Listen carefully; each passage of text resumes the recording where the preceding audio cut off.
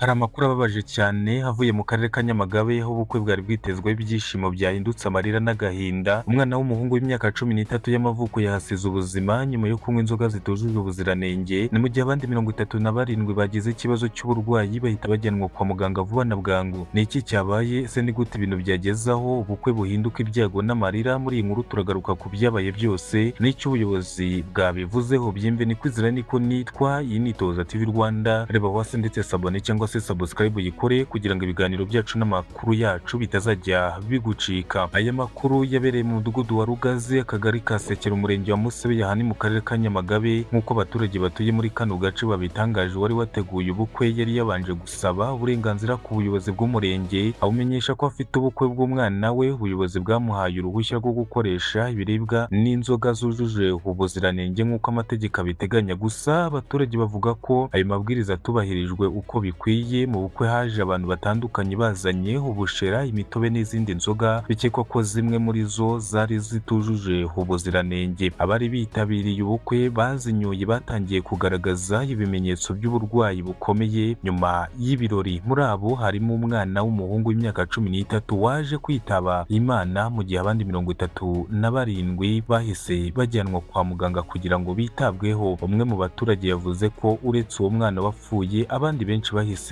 bajyanwa ku bitaro nyuma yo kugaragaza ibimenyetso bikomeye by'uburwayi. Guverineri w'intara y'Amajyepfo Kayitesi Sarisa yawasuye umuryango wagize ibyago kugira ngo awihanganishe. Yatangaje ko uwateguye ubukwe yari yatanze ibyo kurya n'ibyo kunywa, ariko bukeye hagaragaye bamwe mu babyitabiriye ko barwaye bazize ibyo banyoye cyangwa se ibyo bariye bitujuje ubuziranenge. Guverineri yavuze ko umwe muri bo, umwana w'umuhungu w'imyaka 13, yahise ahaburira ubuzima, ni mu gihe abandi 37 bari gukurikiranwa kwa muganga. Yatangaje ko kugeza ubu abarwayi batangiye koroherwa mu buzima kandi bamwe biteganyijwe ko bazasezererwa ku bitaro. Yihanganishije umuryango wabuze umwana ndetse anifuriza abakirwaye gukira vuba. Guverineri Kayitesi yasabye abaturage gukunda ubuzima no kubusigasira, birinda kurya no kunywa ibintu bitujuje ubuziranenge. Yanabibukije gukurikiza inama z'inzego z'ubuyobozi n'abaganga, cyane cyane igihe hari gutegurwa ibirori mu bukwe, nk'uko umutekano w'ibiribwa n'ibinyobwa ushobora kurokora ubuzima bwa benshi. Iki cyago cyongeye kwibutsa buri wese ko kutubahiriza amabwiriza y'ubuziranenge bishobora kugira ingaruka zikomeye, zirimo no kuhatakariza ubuzima. Niba ukunda amakuru asesenguye kandi yizewe, kanda subscribe ku Itoza TV Rwanda, ukande n'akazogira kugira ngo ujye ubona amakuru yacu mu ba mbere. Twandikire mu bitekerezo, bwire uko ubona iki kibazo cy'inzoga n'ibinyobwa bitujuje ubuziranenge n'icyo wakora kugira ngo